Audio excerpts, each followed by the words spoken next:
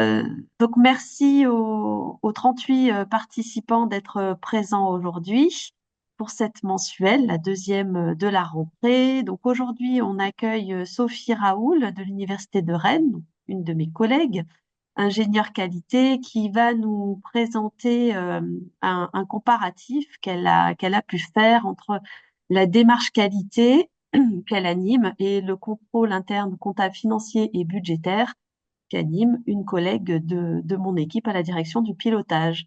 Cette, euh, cette présentation a été élaborée par Sophie dans le cadre d'un séminaire que nous avons tenu à l'Université de Rennes pour la communauté des référents contrôle interne, comptable financier et budgétaire. Donc, je l'en remercie et les participants de ce séminaire ayant trouvé la présentation très intéressante, on s'est dit qu'on pouvait la partager avec les membres de la communauté. Donc, Sophie va faire la présentation. Je crois que Sophie, les personnes peuvent intervenir Oui, quand si elles... elles ont des questions à n'importe quel moment, elles peuvent me les poser. Il n'y a pas de souci. Ouais, Voilà. Et si vous avez des questions par chat, bah, c'est moi qui ferai le suivi. Et à la fin, on a prévu un petit temps de questions-réponses si vous avez maturé des questions que vous n'avez pas posées en cours de présentation. Voilà. Donc, je laisse la parole à ma collègue Sophie Raoul. Merci, Sophie. C'est à toi. d'accord. Merci Claire. Du coup, hop, je mets ma présentation, voilà, en plein écran. Donc la présentation que je vous fais là, vraiment l'expérience de l'université de Rennes.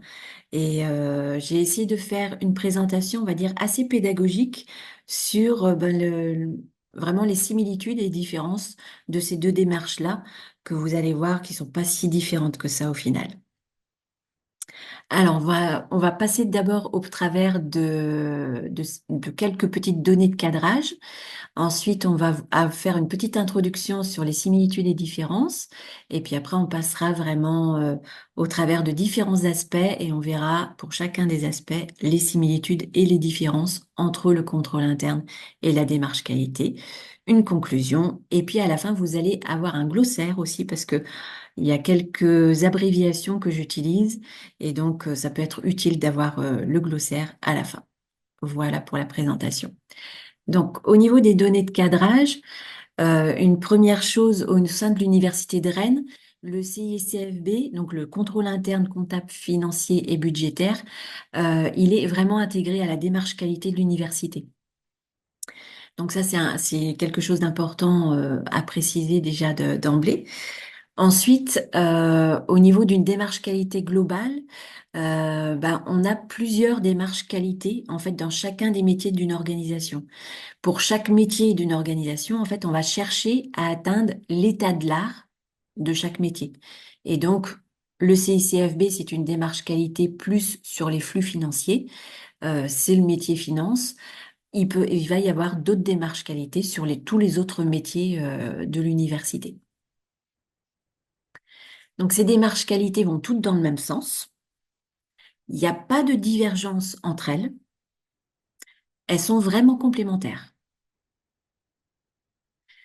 Alors par contre, les frontières de chacune de ces démarches, elles peuvent être un peu floues et on verra qu'elles se chevauchent parce que finalement, elles utilisent les mêmes données, les mêmes processus. Donc du coup, finalement, les frontières entre chacune de ces démarches-là, il n'y en a pas vraiment, on va dire. Elles sont effectivement très floues et ça se chevauche. Et chaque personne de l'organisation est acteur de toutes ces démarches qui finalement ne font qu'une seule démarche qualité globale pour l'organisation. Donc au niveau de l'Université de Rennes, on a écrit un rapport d'activité sur ce qui a été mis en place au niveau de la démarche qualité au sein de l'université. Et vous voyez là, c'est le sommaire du rapport d'activité. Et vous voyez que le contrôle interne fait partie intégrante de notre, ah, je n'arrive pas à vous... Ah, il y a quelqu'un qui n'arrive pas à nous rejoindre par Zoom. Il y a Sylvie Labletz qui n'arrive pas. On peut peut-être l'appeler, Je vais lui renvoyer le lien, OK? le lien? Ok, D'accord. ça marche. Donc voilà, donc le CICFB fait vraiment partie intégrante de notre démarche et il a sa partie au sein du rapport d'activité de la démarche qualité. Voilà, c'est les deux parties qui sont entourées en orange à l'écran. Donc, pour introduire... Ah, elle m'appelle sur Teams. Bon, désolée pour le désagrément, je vais la contacter. Elle n'est pas dans le bon système. Donc, on va attaquer maintenant une petite partie introduction sur les similitudes et les différences. Donc, avec la poursuite de la présentation, en fait, vous allez voir, j'ai utilisé un jeu de rectangles comme ça, de couleurs, pour bien montrer ben, qu'est-ce qui est similaire entre les deux démarches. Donc, ça sera quand les deux carrés se juxtaposeront. Donc, vous avez le carré bleu qui représente la qualité, le carré orange qui représente le contrôle interne. Quand les deux carrés sont superposés, c'est les similitudes. Et quand vous avez chaque carré qui est chacun de son côté, ben vous allez avoir les différences, soit les différences typiques côté contrôle interne, soit les différences côté qualité. Voilà. Et pour la suite de la présentation, ben voilà, vous allez voir ces carrés-là qui sont représentés. Et donc la démarche qualité globale, eh ben, elle incorpore à la fois toutes les démarches qualité et la démarche de contrôle interne. Donc, au sein d'une organisation, donc là, bah, le petit bâtiment bleu que vous avez au milieu de l'écran, ça peut être l'université qui est représentée. Et vous voyez que dans cette université, il y a plusieurs flux de données qui la traversent. Donc, avec notamment des flux financiers qui vont être plutôt côté contrôle interne, des flux produits, services qui vont plutôt être côté qualité, et plein d'autres flux de données bah, qui sont communs à ces deux démarches-là, parce que comme je vous ai dit, ce sont des démarches où les limites, les frontières sont très très floues et elles se chevauchent parce qu'elles utilisent finalement beaucoup de données en commun. Donc, en fait, la différence principale qu'il y a entre la qualité et le contrôle interne, c'est juste que on va regarder les choses avec un œil différent. Donc, on va regarder les mêmes processus, on va regarder les mêmes activités, mais on va pas les regarder du même œil. C'est vraiment ça qui va changer. Donc, pour illustrer ça, j'ai pris un exemple. Un exemple, par exemple, on passe une commande pour commander un nouvel équipement jusqu'à sa livraison. Et dans le carré bleu, côté qualité, vous voyez les choses que la qualité, elle, va regarder avec l'œil qualité. Dans le carré orange, vous voyez ce que l'œil contrôle interne, lui, va regarder pendant cette activité-là. Donc, quand on commande un équipement, côté qualité, ben, on va aller regarder déjà pour choisir l'équipement adéquat, ben, est-ce qu'il va correspondre à nos caractéristiques techniques? Si on a besoin d'un équipement qui doit avoir une précision donnée, si on a besoin d'un équipement qui doit fonctionner entre telle température et telle autre, voilà, on va regarder tout ça pour être sûr qu'on va commander l'équipement adéquat par rapport à ce qu'on veut faire avec et par rapport à l'environnement dans lequel il va être. Côté contrôle interne, bah là, lui, il va plutôt regarder bah, au niveau du devis et au niveau de la commande avec un montant, bah, si le montant en question rentre dans les prévisions budgétaires, par exemple. Voilà, chose que côté qualité, on va pas forcément regarder. Ensuite, côté qualité, on va regarder aussi, une fois qu'on a commandé notre équipement, on va vérifier qu'à la livraison, ben, on a le bon équipement par rapport à ce qu'on a commandé. Au niveau du contrôle interne, on va pas forcément regarder ça, mais on va quand même regarder, et ça c'est commun entre la qualité et le contrôle interne, on va quand même vérifier que la livraison de l'équipement, on a un équipement qui fonctionne, qui est en bon état de marche. Et ça, les deux côtés vont le regarder, parce que côté qualité, ben, on a besoin, si on voulait être livré, je sais pas moi, dans 3 semaines par exemple, on a besoin de savoir que bah, dans 3 semaines, on va être livré, qu'on va pouvoir commencer à utiliser notre équipement pour faire, des fois, on a peut-être déjà prévu un planning d'analyse, par exemple, à faire dessus. Donc, si jamais on n'est pas livré avec le bon équipement et un bon équipement en état de marche, eh ben, ça va tout remettre en cause. Et côté contrôle interne, eh ben c'est pareil, si jamais on n'a pas une livraison d'un équipement en bon état de marche, eh ben là, on va éventuellement avoir une réclamation à faire et avec éventuellement ben, un recours, voilà, des aspects financiers peut-être qui vont être à prendre en compte, justement parce que ça peut nous répercuter ben, des dysfonctionnements et surtout des pertes financières. Voilà. Au niveau côté qualité, ensuite, on va regarder aussi bah, la livraison dans les délais, qui est aussi un petit peu sur ce même sujet. Et on va installer notre équipement en mettant en place ben, une fiche de vie pour l'équipement, pour savoir tout ce qui lui arrive pendant toute sa durée de vie, une fois qu'il sera installé chez nous. Et puis, on va mettre en place un plan de maintenance pour être sûr bah, qu'il fonctionne bien, qu'il a le moins de panne possible et qui fonctionne bien pour nous donner des données qui soient fiables également. Voilà, donc ça, d'un point de vue qualité, c'est très important. D'un point de vue contrôle interne, par contre, eh ben, on va s'occuper de payer la facture, voilà, et puis on va s'intéresser au délai de paiement également, pour voir par rapport à notre provision, est-ce qu'on peut payer la facture par rapport aux délais de paiement qui sont demandés. Donc ça, c'est des choses qu'on ne regarde pas d'un point de vue qualité, mais qui sont importantes côté contrôle interne. Et autre donnée importante côté contrôle interne, c'est la fiche d'immobilisation. Dès qu'on achète quelque chose, un équipement en recherche, par exemple, hein, si dans une unité de recherche, un équipement qui coûte des fois relativement cher, et ben chaque année, on va avoir une immobilisation qui va être faite sur cet équipement-là. Donc c'est d'un point de vue financier. Euh, voilà. Donc, cette fiche d'immobilisation doit être faite au niveau dès qu'on reçoit effectivement l'équipement. Côté qualité, on fait la fiche de vie et côté contrôle interne, eh ben, il y a la fiche d'immobilisation qui doit être faite. Donc, vous voyez que c'est cette activité de commande d'un équipement jusqu'à la réception de l'équipement pour le mettre en marche, eh ben, c'est une activité qu'on va regarder à la fois d'un point de vue qualité et à la fois contrôle interne, qu'on regarde les choses d'un œil différent, donc on ne regarde pas tout à fait la même chose, mais par contre, ben, dans la procédure qui va décrire comment est-ce qu'on commande et comment est-ce qu'on réceptionne un équipement, eh ben, on pourra mettre à la fois les aspects qualité et les aspects contrôle interne. Voilà. Ça, c'était une illustration pour bien comprendre ben, voilà, cet œil différent dont je parlais tout à l'heure. Donc ça, c'était la petite partie introduction. Et puis maintenant, on va passer au travers pareil, des similitudes et des différences pour chacun des aspects suivants. Donc les objectifs, les référentiels, la notion d'amélioration continue, les acteurs, l'approche processus, approche par le risque, structure de pilotage, nature des plans d'action, évaluation et audit interne et audit externe. On va commencer d'abord par les objectifs. Donc, les objectifs de ces deux démarches-là, vous voyez qu'il y a une partie où les deux carrés sont superposés. Donc, là, en commun, on va avoir aussi bien côté contrôle interne que côté qualité. En termes d'objectifs, on cherche, avec la mise en place de ces démarches-là, à réaliser et optimiser les opérations pour fiabiliser les processus. On va fiabiliser aussi et sécuriser les données parce que vous avez vu qu'on utilise en fait les mêmes données. On a besoin, les deux démarches ont besoin de données fiables pour pouvoir piloter correctement.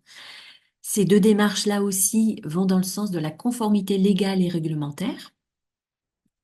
Pareil, dans les deux démarches aussi, on parle assurance de la continuité de service et la continuité d'activité, aussi bien côté qualité que contrôle interne.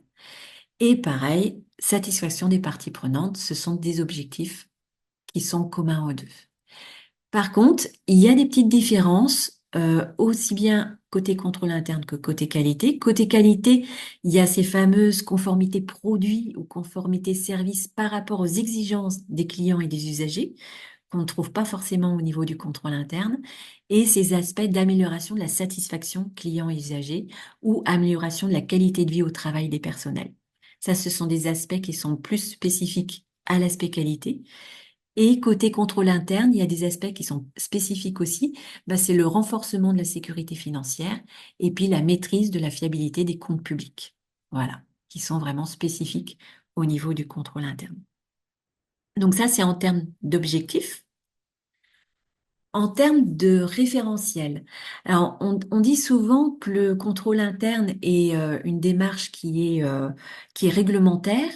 En fait, on se rend compte quand on regarde ce transparent-là que finalement la qualité aussi peut être fortement réglementaire également. Tout dépend dans quel domaine on est. Et au niveau du domaine des universités, on a quand même beaucoup de réglementations qui s'appliquent à l'université. Donc, dans les carrés qui sont pareils, superposés, vous voyez que vous avez différents référentiels qui sont listés. Alors, c'est pas une liste exhaustive, hein, j'ai mis trois petits points à la fin parce que la liste peut être longue. Mais vous voyez que en jaune, enfin en orange, vous avez le GBCP, donc qui est le référentiel de la gestion budgétaire et comptable public. Donc c'est un référentiel réglementaire d'application obligatoire, donc côté contrôle interne. Et ensuite, les autres qui sont mentionnés, qui sont de couleur bleue, ce sont des référentiels d'application obligatoire, mais plutôt côté qualité. Donc, avec le HERS et la CTI, donc les organismes qui nous accréditent nos formations, à la fois pour toutes les facultés au sein des universités, et puis la CTI, c'est spécifiquement pour les écoles d'ingénieurs. Calliope, qui est aussi un référentiel d'application obligatoire pour la formation professionnelle, parce que Calliope est même intégré au Code du travail, donc comme c'est un code, c'est effectivement réglementaire. Nous avons aussi le programme SP+, qui est aussi en partie réglementaire. Donc, c'est un programme qui nous est imposé par le ministère, donc obligatoire de cette façon-là, et partiellement réglementaire parce qu'il fait référence. Alors, le CRPA, c'est le code de la relation, enfin, le code des relations entre le public et les administrations. Voilà. Et puis, il y a la loi ESOC aussi qui est mentionnée à l'intérieur. Donc, pareil, on est aussi dans cette notion de loi et de réglementation. Et on a aussi plein d'autres réglementations. Donc, c'est pour ça que je ne peux pas faire une liste exhaustive parce qu'on en a pléthore sur des réglementations sur la sécurité, sur l'environnement, sur tous les aspects scolarité avec le Code de l'éducation notamment, le RGPD. Voilà. Donc, vous voyez qu'il y a beaucoup de choses réglementaires, à la fois côté contrôle interne et à la fois côté qualité. Et puis après, on a des petites différences, voilà, de part et d'autre. Par exemple, pour le contrôle interne, on a un référentiel spécifique au contrôle interne. Alors, j'en ai cité que un, mais il peut y en avoir plusieurs. Mais apparemment, le COSO est un des référentiels qui est le plus utilisé pour le contrôle interne. Alors, COSO, c'est en fait le référentiel porte le nom de l'organisation qui l'a mis au point. C'est une organisation aux US. Donc, c'est le Committee of Sponsoring Organization of the Tradeway Commission. Voilà, vous avez le petit nom d'anglossaire à la fin, si vous voulez retrouver l'appellation. Et côté qualité, on a aussi des référentiels qui sont vraiment propres au côté qualité, qui sont plus des référentiels, on va dire, d'application volontaire. L'ISO 9001, par exemple, on n'est pas obligé d'être certifié ISO 9001. C'est si on décide d'aller vers une certification, c'est vraiment si on veut le faire. Bienvenue en France, c'est pareil. Si on décide de pas avoir le label, on peut éventuellement ne pas l'avoir. DDRS, Calicert, SHN, c'est le label des sportifs de haut niveau. Voilà, donc on a différents labels. Là aussi, les listes ne sont pas exhaustives, hein. On peut en avoir bien plus que ça. Mais vous voyez qu'il y a toute une part de référentiels réglementaires, donc qui sont vraiment communs aux deux démarches, et puis d'autres référentiels qui sont d'application volontaire de part et d'autre. En termes de notion d'amélioration continue, qu'on soit au niveau du contrôle interne ou au niveau qualité, on fonctionne vraiment de la même façon. Les deux démarches portent vraiment une démarche d'amélioration continue. On planifie ce qu'on fait, on le réalise, on vérifie et on ajuste s'il y a besoin d'ajuster. Au niveau des acteurs, alors il y a 4 transparents différents sur les acteurs parce qu'on les regarde de plusieurs façons différentes. En termes de niveau, vous voyez que on est complètement commun à ce niveau-là, côté qualité et côté contrôle interne. Ce sont les mêmes acteurs qui participent aux deux démarches, quel que soit le niveau. Donc, on a la gouvernance, la direction, qui sont les acteurs fédérateurs des deux démarches. on a tous les niveaux de management intermédiaire, les cadres, chaque agent qui est concerné par la démarche. C'est vraiment une intégration à tous les niveaux de l'organisation. Chacun est vraiment acteur de la démarche, aussi bien qualité que contrôle interne. Si on regarde au niveau métier maintenant, eh ben c'est pareil. Tous les métiers vont être acteurs de la démarche. Alors peut-être certains se disent, ah, moi, le contrôle interne, je participe pas trop à ça. Mais en fait, on peut y participer des fois sans trop le savoir, parce que dans le périmètre du contrôle interne, eh ben, il y a vraiment l'ensemble des opérations qui ont une incidence comptable et budgétaire. Et en fait, quand on parle de l'ensemble des opérations, on prend en compte les faits générateurs, c'est-à-dire les faits qui sont à l'origine de cette incidence comptable, un fait qui pourrait se solder par exemple par une facture, hein, par exemple. Eh ben, ce fait générateur est souvent au niveau métier. Voilà. Si je reprends mon exemple de tout à l'heure, la commande de l'équipement, bah, ça va être le service au niveau de l'unité de recherche qui va opérer la commande de l'équipement. Et effectivement, bah, il va y avoir des répercussions comptables parce qu'il va falloir euh, payer comment dire, payer la facture de cet équipement-là. Donc, il y aura une incidence comptable et budgétaire à la suite. Donc, c'est vraiment tous les acteurs qui peuvent participer aux deux démarches, quel que soit le métier. Au niveau des acteurs aussi, on a fait un petit zoom sur le réseau des référents. Alors ça, c'est vraiment propre à l'expérience de l'Université de Rennes, parce qu'on a à l'Université de Rennes un réseau pour des référents qualité et un réseau pour le contrôle interne. Alors, ces deux réseaux-là sont animés de façon distincte à l'heure actuelle.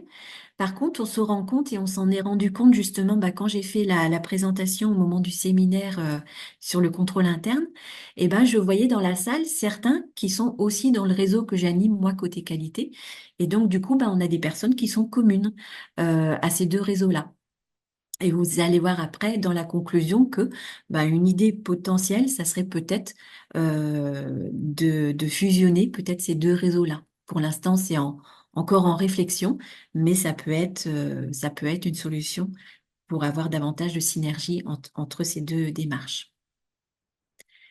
Toujours au niveau des acteurs, là, je fais un zoom plus spécifique sur la personne qui est responsable qualité et la personne qui est responsable du contrôle interne.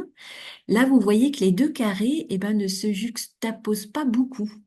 Parce que très souvent, et c'est effectivement un petit peu comme ça qu'on fonctionne, alors j'ai fait un tout petit espace quand même de juxtaposition parce que Marie-Ève, qui est la personne qui s'occupe du contrôle interne, et moi-même, on discute de temps en temps quand même. Et puis Marie-Ève fait partie aussi du réseau des référents qualité. Donc, on travaille quand même un petit peu ensemble, mais pas énormément quand même. Et on pourrait, je pense, travailler davantage. Parce que très souvent, bah, ce qui se passe, c'est que on travaille côte à côte. On n'a pas forcément les mêmes périmètres. Et c'est vrai que des fois, bah, on travaille pas forcément beaucoup ensemble. Au côté qualité, on a donc un responsable qualité qui est plutôt un couteau suisse parce que bah, lui, il va s'assurer de la démarche qualité sur tous les métiers de l'organisation, sauf le métier finance, parce que du coup, le métier finance, bah, il y a le responsable du contrôle interne qui s'en occupe. Et donc, du coup, c'est pour ça que j'ai fait un petit clin d'œil entre le couteau suisse et le couteau Opinel. Couteau suisse, vous voyez, vous visualisez le couteau suisse avec le décapsuleur, le tire-bouchon, la lame de couteau, éventuellement un ciseau, voilà. Plein de possibilités pour répondre à tous les métiers différents de l'organisation.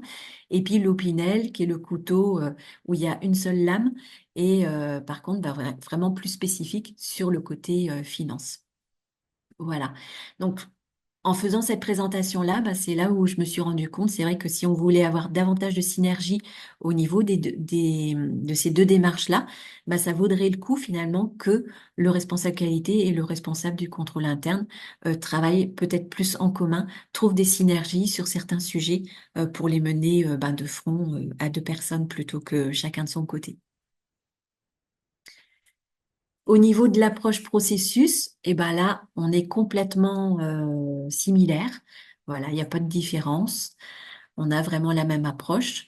En général, l'approche processus est mise en place côté qualité et le contrôle interne bah, s'en sert euh, pour, euh, pour pour les flux financiers. Au niveau de l'approche par le risque, pareil, même démarche. Il y a juste une petite différence dans les outils utilisés pour coter le risque. Parce que ben, on ne mesure pas forcément la même chose. Au niveau du contrôle interne, on est uniquement sur les flux financiers, donc on a en général un seul outil qui va être utilisé. Par contre, côté qualité, comme on interagit sur tous les autres métiers de l'organisation, eh ben, on va avoir des outils qui vont être spécifiques. Si par exemple, on est en train d'analyser les risques fournisseurs, prestataires externes, ben, on va avoir un outil spécifique pour pouvoir mesurer ça. Pour la maintenance, on va avoir un outil spécifique. Pour la sécurité, sécurité au poste de travail, eh ben, les risques au poste de travail, on va avoir un autre outil pour ça, etc. Voilà. La liste n'est pas exhaustive. Pareil, on peut avoir plein d'exemples différents. Donc, vous voyez que ça se joue surtout au niveau de l'outil qui va nous servir à coter le risque, qu'on n'aura pas les mêmes outils, mais sinon, la démarche d'approche par le risque est vraiment la même. Au niveau de la structure de pilotage, là, ben, on pourrait avoir complètement une similitude entre les deux démarches. Alors, au sein de l'Université de Rennes, pour l'instant, c'est pas forcément le cas, parce qu'il y a bien les comités de gouvernance, comités de pilotage au niveau du contrôle interne, parce qu'ils ont été mis en place comme c'est, on va dire, une démarche plus réglementaire, que la démarche qualité. Et par contre, côté qualité, pour l'instant, ben, nous, on n'a pas encore nos comités de gouvernance et comités de pilotage, mais on aurait vraiment intérêt aussi à en avoir un et en fait de pouvoir avoir le même comité de gouvernance et le même comité de pilotage pour les deux démarches, de ne pas faire des comités de pilotage ou de gouvernance différents, parce qu'au final, on se rend compte que les acteurs qui vont être dedans vont être sensiblement les mêmes. Il y aura peut-être juste en fonction de l'ordre du jour, en fonction des sujets qui vont être à l'ordre du jour, peut-être des acteurs à inviter plus spécifiquement à une date par rapport à une autre des différents comités. Mais sinon, on va avoir un noyau dur finalement qui sera le même, aussi bien côté qualité que côté contrôle interne. Donc, on peut très bien adapter la composition du comité de pilotage aux sujets qui figurent à l'ordre du jour, avec un noyau dur auquel ben, on rajoute voilà, les chefs de service qui vont être en fonction des sujets qui sont inscrits à l'ordre du jour, mais avoir la même structure de pilotage. Au niveau de la nature des plans d'action, eh ben, vous voyez qu'on a beaucoup de similitudes aussi, parce que aussi bien côté qualité que côté contrôle interne, on a besoin d'avoir des organigrammes, on a besoin d'avoir de façon claire les rôles et responsabilités qui soient définis et qui soient connus de tous aussi, que chacun sache qui fait quoi dans l'organisation. On a besoin bah, de la responsabilisation des chefs de service. On a besoin de processus formalisés, on a besoin de bonnes pratiques formalisées avec des procédures qui soient écrites, des modes opératoires. On a besoin aussi d'habilitation pour savoir si pour certaines activités particulières, qui est habilité à le faire, des délégations de pouvoir, délégations de signature, quelqu'un est absent, qui reprend ce rôle-là, qui a le pouvoir de signer tel et tel document. On a besoin aussi de formation et de développement des compétences. La communication, pour que les gens soient au courant de ce qui se passe, des dernières choses qui ont été mises en place, etc. Donc la communication est un aspect très important dans les deux démarches également. Et pareil, au niveau enregistrement, traçabilité, ça c'est commun aux deux démarches aussi. On a vraiment besoin de garder une trace de tout ce qui est fait. Vous voyez qu'il y a il y a la séparation des tâches. Je l'ai fait apparaître deux fois avec des tailles d'écriture différentes. Alors, la séparation des tâches, c'est quelque chose qui est commun aux deux démarches, mais je voulais faire ce petit zoom-là parce qu'au niveau qualité, on en parle, mais moins qu'au niveau du contrôle interne. Au niveau du contrôle interne, c'est davantage présent. On appuie beaucoup plus sur cet aspect-là.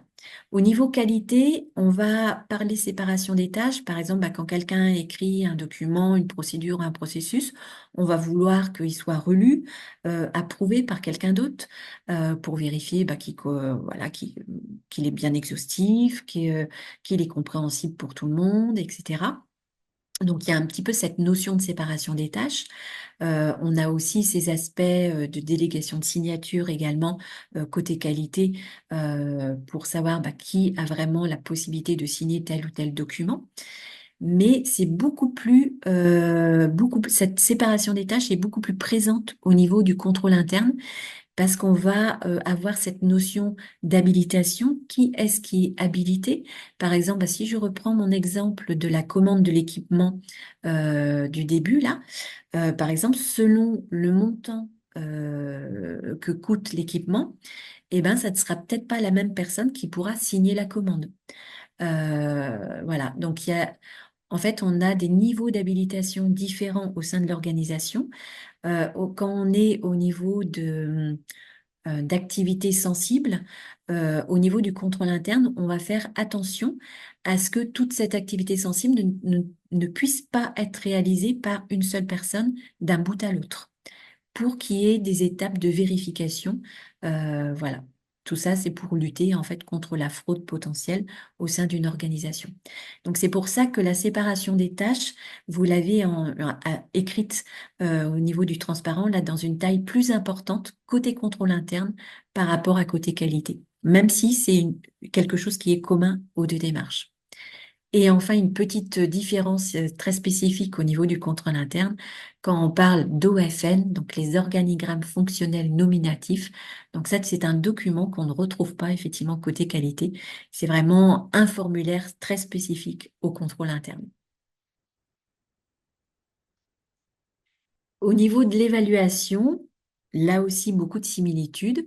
Les deux démarches veulent qu'il y ait un autocontrôle qui soit fait de chaque agent parce que au démarrage de la présentation, je vous ai dit que vraiment chaque agent était partie prenante de ces deux démarches-là. Donc, chaque agent fait attention et doit faire attention à ce qu'il fait.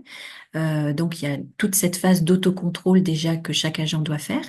Et puis ensuite, on a des indicateurs de performance qui vont nous indiquer si les choses fonctionnent comme ce qu'on avait prévu par rapport aux objectifs qu'on s'est fixés. Donc ça, c'est vraiment commun aux deux démarches. Côté qualité, en termes d'évaluation, on va avoir les enquêtes de satisfaction. Quand on a vu au moment des objectifs, au niveau qualité, on veut s'assurer de la satisfaction des clients, la satisfaction des parties prenantes, satisfaction des usagers. Et du coup, voilà, on a les enquêtes de satisfaction qui vont être une partie de l'évaluation côté qualité. Et côté contrôle interne, par contre, pour l'évaluation, on va plus avoir des contrôles qui sont faits sur les opérations à risque ou les opérations sensibles. Voilà, un contrôle régulier qui est mis en place. Au niveau des audits internes et des audits externes, là aussi, on va avoir, alors pour les personnes qui vont être auditées, pareil, vous allez avoir les mêmes personnes parce que vous avez tout le monde qui participe aux deux démarches. Donc, vous avez une grande similitude au niveau des acteurs qui vont être concernés par les audits. Donc, les audités, ça va être quasiment les mêmes personnes. Au niveau des audits internes, par contre, les référentiels qui sont utilisés sont différents et les personnes qui vont opérer les audits vont aussi être différents.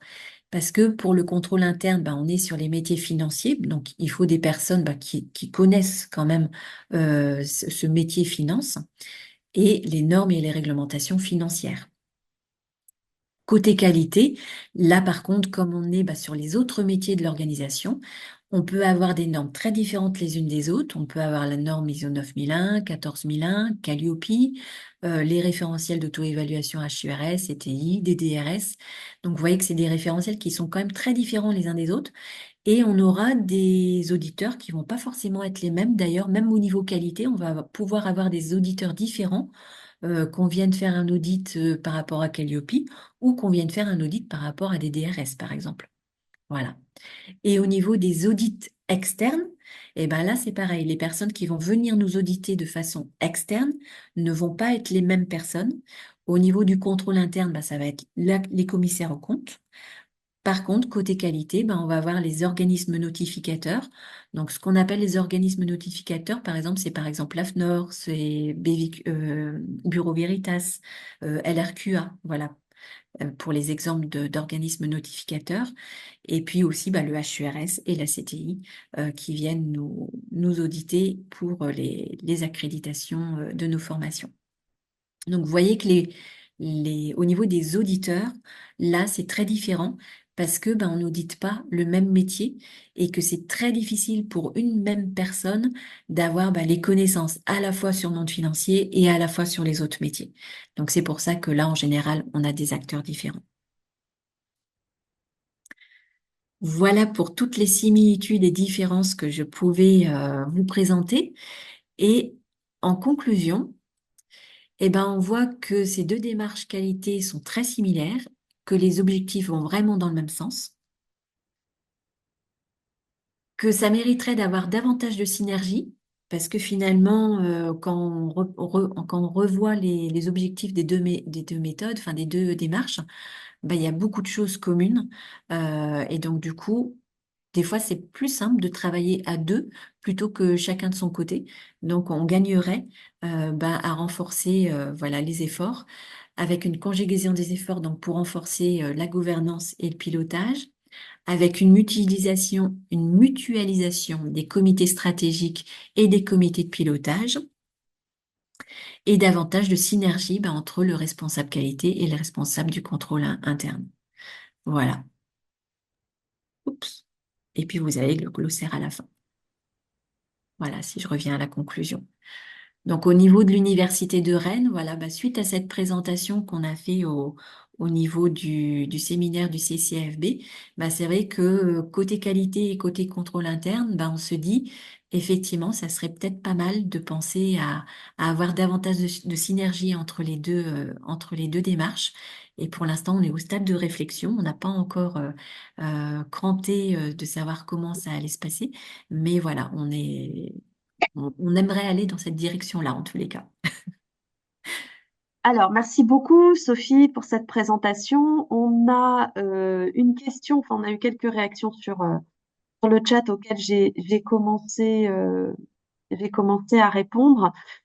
Toutefois, je reviens sur une des questions de Nathalie Chailloux. Si vous voulez compléter à l'oral, vous n'hésitez pas, hein, si vous voulez reprendre la parole des personnes qui ont écrit. Où Nathalie nous dit, pouvez-vous préciser pourquoi les outils ne sont pas identiques ou que les méthodes ne sont pas identiques? Donc, c'est sur une de tes slides où tu évoquais ces différences. Donc, moi, j'ai juste rappelé qu'effectivement, au niveau des outils, par exemple, on n'a pas obligatoirement la même échelle de cotation des risques, par exemple.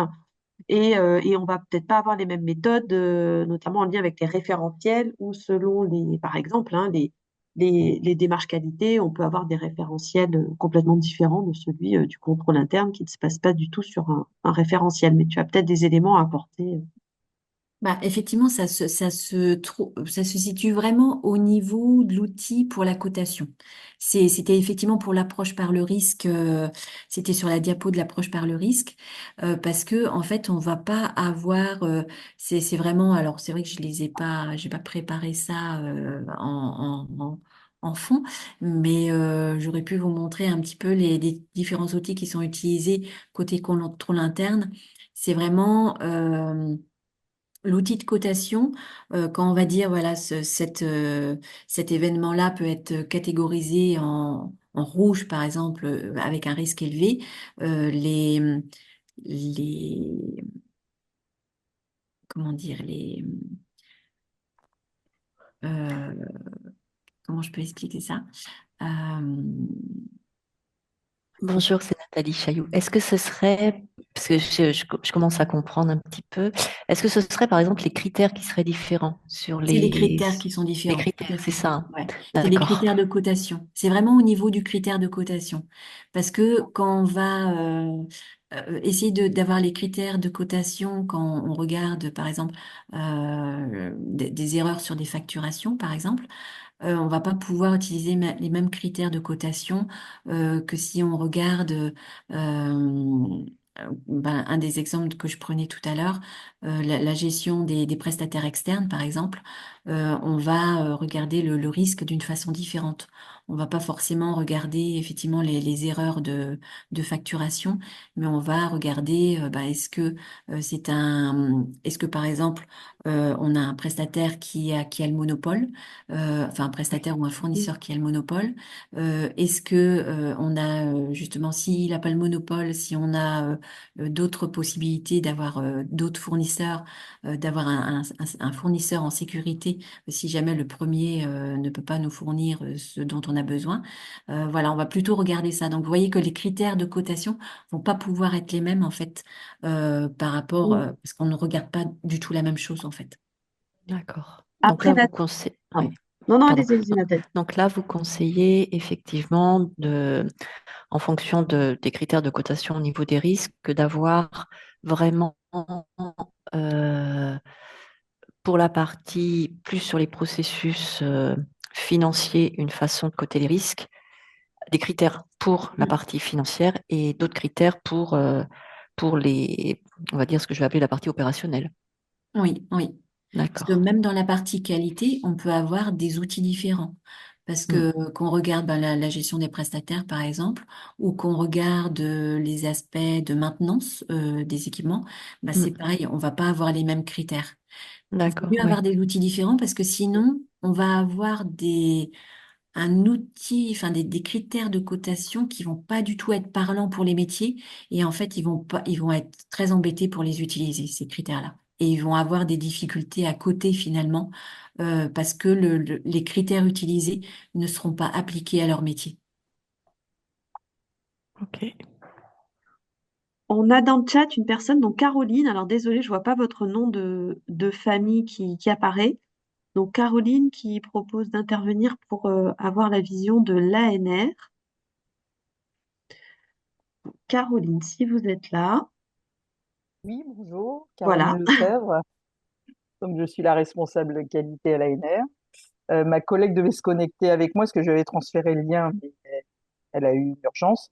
Euh, et donc ma collègue Karine Demangel, la responsable du contrôle interne, où moi en fait je suis responsable qualité depuis un peu la nuit des temps, depuis 2008 à l'ANR, et arrivé en 2012 l'exigence de mettre en place le contrôle interne dans tous les établissements publics. Elle a été nommée en 2016. Elle était précédemment à l'agence comptable. Et dès le début, alors ce qui était bien, c'est qu'on faisait partie de la même direction, la direction administration et budget. Et donc, on discutait beaucoup avec notre directrice à l'époque. Et on s'est dit, on a regardé en fait les exigences des deux référentiels, le COSO et l'ISO 9001, puisque c'est ce qu'on place à l'ANR et puis voilà, dans les établissements classiquement, où en fait, et puis on a été, ce qui nous a beaucoup servi, on a été en formation ensemble aussi. Euh, il y a des formations très intéressantes où ils faisaient justement aussi le pendant de ces deux aspects. Et d'ailleurs, en information, on a vu que beaucoup ne travaillaient pas ensemble dans les établissements qu'on a rencontrés. Il y avait La Poste et il y avait d'autres établissements, je me souviens plus. Et du coup, ça faisait un peu du millefeuille parce qu'après, on risque d'auditer plusieurs fois les mêmes personnes avec un angle différent. Donc, on s'est dit, on veut pas ça parce qu'à l'ANR, ça va râler. Et du coup, dès le départ, quand elle est arrivée, on s'est dit, on va travailler ensemble pour voir, voilà, dans les deux référentiels, sachant qu'à la formation, on nous a dit que le COSO avait copié l'ISO 9001 pendant un moment, et là, après, c'est l'ISO 9001, la version 2015, qui avait un peu copié le COSO en rajoutant la maîtrise des risques. Et du coup, nous, on a axé vraiment notre travail commun sur la maîtrise des risques. Quand on fait des présentations à la NR, là, on a présenté les plans de continuité d'activité. On a déjà réalisé 4 sur lesquels on travaille ensemble. La cotation des risques majeurs de l'établissement, euh, comment ils sont identifiés. Le comité, alors l'HCRS nous a demandé dans ses recommandations de mettre en place un comité de pilotage des risques. Et du coup, on a mis ça en commun ensemble, même si c'est un peu plus elle qui le pilote, mais voilà, on travaille ensemble. Et du coup, vraiment, on a axé nos démarches ensemble. On fait les plans d'audit interne qualité, parce que l'audit interne contrôle interne est quand même différent, n'est pas fait par des personnes de l'interne. Mais mes audits à moi internes, à chaque fois, j'associe le contrôle interne pour mettre dans les grilles d'audit les questions, les points à regarder sur les procédures qui peuvent concerner aussi le contrôle interne. Et ce qu'on explique voilà, dans la formation qu'on fait toutes les deux sur les nouveaux arrivants, que moi, je suis surtout la qualité, mais axée vraiment sur le cœur de métier, qui a quand même la partie scientifique et financement des projets qu'on sélectionne, et que elle va être vraiment plus sur l'aspect budgétaire et comptable. Et en fait, on a essayé, par exemple, de faire une cartographie commune des processus. On n'y est pas arrivé parce que la vision contrôle interne est beaucoup plus détaillée. Ce n'est pas du tout la même granulométrie que le management de la qualité. Et aussi, ce qu'on est bien dans nos rôles, c'est que c'est quelqu'un, ma collègue, qui est experte en termes de comptabilité publique, finance, etc. Alors que moi, j'ai un background scientifique. Et donc, je me suis, bon, mis à fur et à mesure des années aux finances publiques un peu, etc. Mais je ne suis pas assez experte. Elle a fait aussi beaucoup de formations et puis c'est son domaine. Et des fois, il y a des choses où vraiment, moi, voilà, j'irai pas si loin dans ce que je regarderai dans les contrôles, etc. Elle a mis en place les contrôles de niveau 1, les contrôles de niveau 2. Elle travaille sur aussi, parce que là, on a plein d'inspections. On a eu l'AFA aussi, euh, l'agence pour l'antifraude. Je sais plus exactement comment le CIS, ce que ça veut dire, mais où on regarde aussi les marchés publics. On regarde vraiment en détail les fournisseurs, comment on vérifie euh, l'intégrité de nos fournisseurs, etc. Ça va beaucoup plus loin que les exigences de la norme et que moi j'ai connu dans mes différentes expériences. Et donc voilà, on se complète vraiment euh, et ça fonctionne parce qu'aussi humainement on s'entend. Donc ça aide aussi qu'on est dans la même direction. Euh, et qu'est-ce que j'allais dire de plus? Oui, que voilà, parce que il y a un risque aussi de se superposer un petit peu, des fois de marcher un peu sur les plates-bandes de l'autre, et donc du coup on arrive à vraiment optimiser les audits, les process, etc. Pour que ça soit limpide en interne, que les gens comprennent aussi et que nos deux démarches fonctionnent bien. Et, euh, et du coup, voilà, après, on est audité chaque année, on est certifié. Elle participe aussi à l'audit ISO 9001, bien avec moi. En fait, oui, dans ma cartographie des processus, on s'est réunis toutes les deux dans le processus amélioration continue. Donc voilà, et moi, voilà, je participe avec elle dans les auditions bah, à la HCRS ou AFA. On a travaillé aussi sur le plan d'action AFA toutes les deux, sur les PCA. Voilà, je pense que j'ai un peu tout Ok. expliqué ce qu'on faisait à l'année. Merci Merci beaucoup. beaucoup. Que c'est très intéressant justement de voir comment vous avez réussi à travailler ensemble. Ça nous inspire, hein, Claire. Oui, oui, non, c'est très intéressant, effectivement. Ben, merci beaucoup, Caroline. Je, Bah, je me merci. je me permets de rebondir aussi sur une remarque qu'avait fait Nathalie. Je l'ai pris plus comme une remarque qu'une question. En parlant des OFN, donc des organigrammes fonctionnels nominatifs, où Nathalie nous dit que, ils avaient une réflexion en cours dans leur établissement, d'écrire quelques procédures ou modes opératoires en lien avec les OFN, puisqu'ils sont détaillés et qu'ils précisent des tâches. Donc Nathalie, est-ce que vous voudriez nous dire comment vous utilisez les OFN chez vous et dans quel établissement êtes-vous? Nous, on est à l'École centrale de Nantes. D'accord, ok. Voilà. Euh, et donc, il y a la responsable du contrôle interne a été embauchée en janvier de cette année. Moi, je suis la Mhm. responsable qualité. Et on travaille ensemble. Ça s'est fait, on va dire, naturellement dès le début. Parce que ça a été un souhait aussi de notre direction. Et là, ce que elle a commencé, parce que moi, je ne connaissais pas nécessairement ce qu'était l'OFN. Et lorsqu'elle m'a montré ce qu'étaient les OFN, donc j'ai bien compris que c'était une exigence du contrôle interne. Et c'est l'interrogation que je me suis posée, que je me pose toujours, c'est que quand je vois les OFN, qui sont effectivement où il y a les tâches, on l'a adapté, nous, à l'école, hein, on a mis quelles étaient les données d'entrée de la tâche, on a ajouté des éléments, plus les habilitations et les délégations.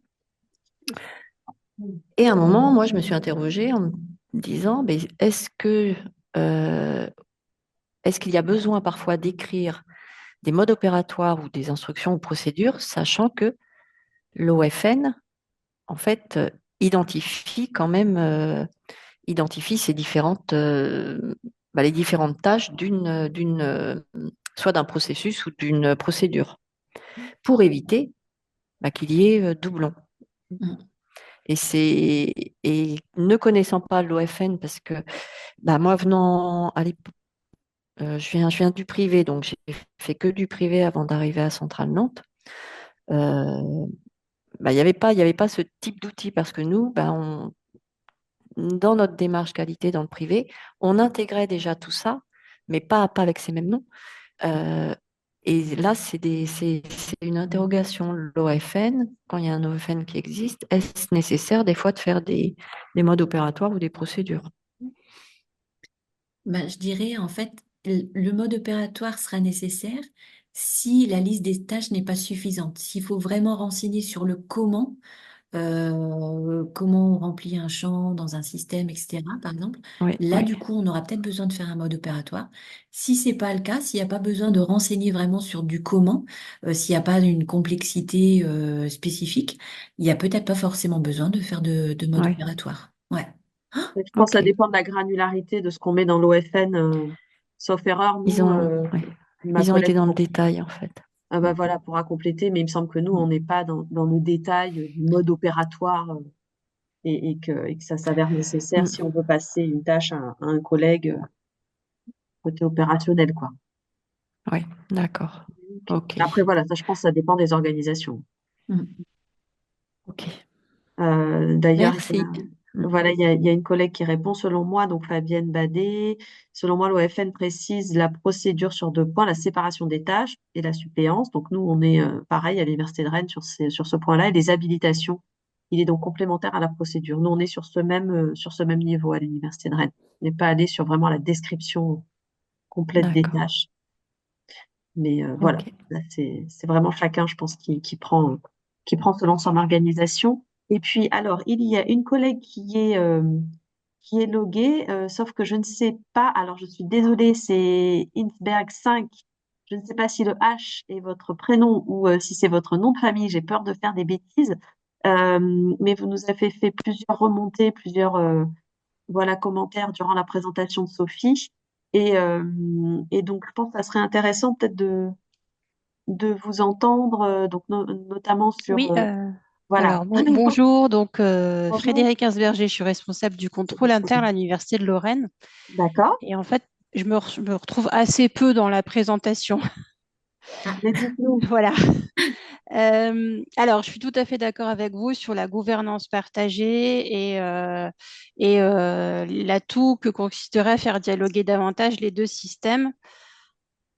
Mais je rejoins aussi ce qui a pu être dit sur le contrôle interne va plus loin dans l'analyse des écarts à la norme. Et pour moi, la norme, c'est la norme impérative, pas la norme, pas le référentiel. Et pour moi, le CRPA, le GBCP et protection des données personnelles, c'est clairement des normes impératives. Donc pour moi, ça va chez le contrôle interne. Euh, je m'y suis pas retrouvée dans l'exemple du tout sur l'achat de l'équipement. Dire que le contrôle interne n'intervient pas au moment de l'expression du besoin en termes d'achat public, si la procédure choisie n'est pas la bonne, on va avoir un petit problème côté contrôle interne. Donc voilà, moi je m'y suis pas vraiment retrouvée en fait, même si moi aussi je suis dans une direction dans laquelle le management de la qualité est à côté. On essaie de trouver des points de rencontre plutôt sur la description des processus. C'est le point d'entrée qui se dessine. En revanche, sur la partie risque, il est plutôt considéré que au contrôle interne, on est spécialiste. Et donc cette partie-là nous revient davantage. Et aussi, on ne limite pas le contrôle interne à sa composante financière, puisqu'en fait, on a une obligation de mettre en place le contrôle interne sur toutes les activités. Alors, on commence tous par le financier parce que le décret GBCP insiste sur cet aspect, et aussi parce que la réforme de la responsabilité des gestionnaires publics nous invite à nous concentrer sur les risques financiers. Mais on doit aller sur l'ensemble des processus. Donc, voilà, bon, mais après, peut-être que vous aussi, c'est au regard de vos moyens, vous n'avez pas pu aller au-delà de la sphère financière et c'est quand même souvent comme ça. Mais D'ailleurs, nous non plus, on n'est pas très nombreux, donc c'est vrai qu'on fait beaucoup de contrôle interne financier. Et moi, je fais le contrôle interne sur d'autres processus, un peu quand j'ai le temps. Mm. Mais voilà, mais globalement, je me suis pas vraiment retrouvée dans ce que vous avez indiqué. Alors peut-être parce que je suis côté contrôle interne et que si je faisais une présentation côté contrôle interne, vous pourriez ne pas vous y retrouver côté qualité parce que je serais pas complètement dans mon domaine. Mais et en fait, c'est pas mon premier webinaire sur similitudes et différences entre les deux systèmes. Et à chaque webinaire, en fait, chaque webinaire se conclut par il faut renforcer les synergies, mais on n'a jamais vraiment de proposition de moyens pour renforcer cette synergie. Donc là, vous avez proposé la gouvernance commune et c'est vrai que ça pourrait être une forme, mais en général, on n'a pas d'exemple concret de travaux communs menés vraiment en commun. Et vous l'avez dit aussi, on reste assez côte à côte. Et en fait, c'est un peu ça qui est dommage, c'est qu'en fait, on est tous d'accord pour dire qu'il faut travailler ensemble, mais on n'a pas l'air de savoir comment s'y prendre. Bah, nous, on est au démarrage de notre Mm. réflexion, justement, parce que nos équipes sont relativement jeunes. Parce que moi, c'est pareil, je suis arrivée à l'université il y a 3 ans. Le contrôle interne, Marie avait arrivé en même temps que moi. Je crois qu'on est arrivé à un mois d'écart ou 2 semaines Pour le d'écart. contrôle Oui, oui, c'est interne, ça, oui. oui. Mm. Voilà. Donc, c'est relativement jeune. Donc, c'est pour ça on apprend en ce moment à l'université de Rennes. Donc, notre présentation, elle n'avait pas. C'était pour vraiment partager l'expérience de Rennes. Et on est au démarrage de notre réflexion où, effectivement, on se rend compte que davantage de synergie serait vraiment utile. Et l'exemple que nous a donné Caroline à l'ANR nous conforte Mm. dans cette voie-là. Mm. Pour l'instant, nous, on n'est qu'au démarrage de notre réflexion, donc c'est pour ça que pour l'instant, on a posé simplement quelques petites choses sur le transparent et qu'on n'a pas pu aller plus dans le détail. Mm. Peut-être que si on fait un webinaire dans un an, on pourra être beaucoup plus costaud et on pourra le monter avec aussi Marie-Ève pour peut-être un peu plus de précision côté contrôle interne, parce qu'effectivement, moi, ma boutique, c'est effectivement la qualité. J'ai quelques notions en contrôle interne, mais je suis pas une spécialiste non plus. Et effectivement, c'est très difficile d'être à la fois spécialiste sur tous les aspects démarche qualité et contrôle interne pour une seule personne. Voilà. Et contrôle interne en plus. Enfin là, nous, à l'Université de Rennes, nous sommes maintenant un établissement public expérimental et on voit par rapport à nos référents contrôle interne dans les établissements composantes qui sont des plus petits établissements en fait par rapport à nous où effectivement nos collègues sont plus sur la gestion d'un contrôle interne euh, complet, global. Ils ne sont pas uniquement sur le processus financier pour certains d'entre eux. Et d'ailleurs, pour les personnes concernées, notamment un établissement, nous a dit aujourd'hui le processus finance fait partie de l'analyse des risques de l'état, enfin du contrôle, voilà et de l'analyse des risques que peut faire notre établissement. J'envisage de le sortir pour vraiment le traiter à part parce que le contrôle interne comptable et financier, c'est vraiment quelque chose de spécifique qui pourrait s'étudier. Voilà, l'idée c'est pas de scinder les deux domaines, mais quelque part un peu quand même, parce que ça, dans une complémentarité d'analyse des risques, il y a quand même cette spécificité du contrôle interne financier qui demande, comme vous dites, hein, une expertise, un regard très très fin qu'on n'a peut-être pas sur tous les processus, ou en tout cas qu'on peut avoir sur des processus plus globaux, mais pas sur le processus finance quand on regarde la qualité d'un service fait ou l'engagement, le respect d'un processus marché. Enfin, voilà. C'est, c'est très spécifique, le CICFB. Et Mhm. comme le dit ma collègue Sophie, juste, nous, on est au balbutiement, hein, sur cette thématique. Donc, on commence par le CICFB parce qu'effectivement, c'est réglementaire et c'est très, très Mhm. regardé. Mais l'idée, ça sera à terme d'avoir un contrôle interne plus élargi. D'accord. Voilà. Bon, en tout cas, est-ce qu'il y a d'autres questions, d'autres remarques, puisque je vois qu'il est 10h33 et on avait prévu une heure d'échange.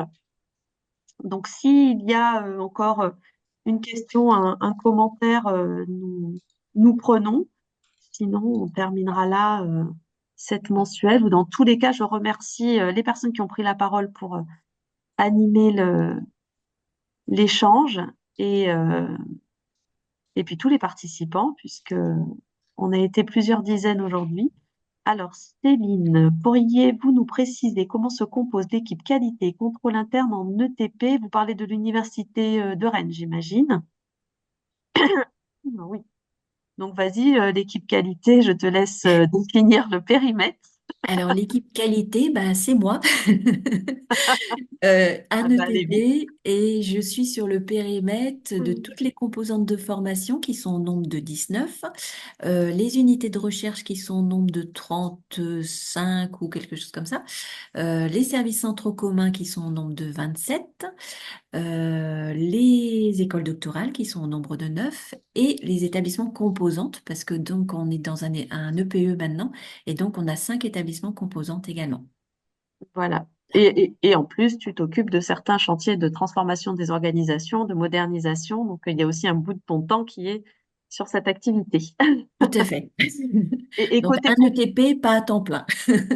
voilà, et côté contrôle interne, on a ma collègue Marie-Ève Cusio qui est présente, qui, elle, est dédiée à temps plein sur cette thématique et un renfort exceptionnel dans le cadre du contrat d'objectifs et de performance que nous avons obtenu pour le passage au niveau EPE.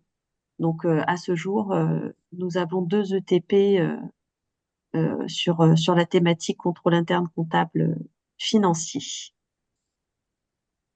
Voilà. Moi, Euh, moi, l'ANR, si je peux témoigner, oui, ils Caroline? sont jamais très enclins à nous donner des ETP, hein, la qualité, le contrôle interne, tout ce qui est transverse. Bon, moi, j'ai toujours été à 100%. Au début, on était petits quand je suis arrivé, on était 80. Maintenant, on est 400, 420 à peu près. Mhm. On a déployé beaucoup d'autres missions d'activité.